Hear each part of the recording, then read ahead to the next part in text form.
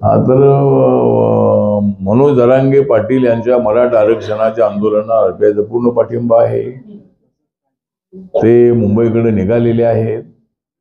मुख्यमंत्र्यांना माझी सूचना आहे की त्यांनी लवकरच एक बैठक जी आहे ती माननीय जरांगे पाटील आणि त्यांच्या नेत्यांची घ्यावी आणि याच्यातून मार्ग काढण्याचा प्रयत्न करावा। राज्य सरकारने 10% आरक्षण दिलेलंच आहे आणि ते लागू आहे महाराष्ट्रामध्ये। फक्त सर्व मराठा समाजाला ओबीसी सर्टिफिकेट मिळाली पाहिजे या मताशी आम्ही सहमत नाही। मराठा समाजाला आरक्षण देताना ओबीसी समाजावर अन्याय नको ही भूमिका आमची आहे। पण मराठा समाजाला न्याय मिळाला पाहिजे, गरीब मराठ्यांना आरक्षण मिळालं पाहिजे अशा पद्धतीची आमची जी जरांगे पाटील यांची मागणी आहे त्याला आमचा पूर्ण पाठिंबा आहे।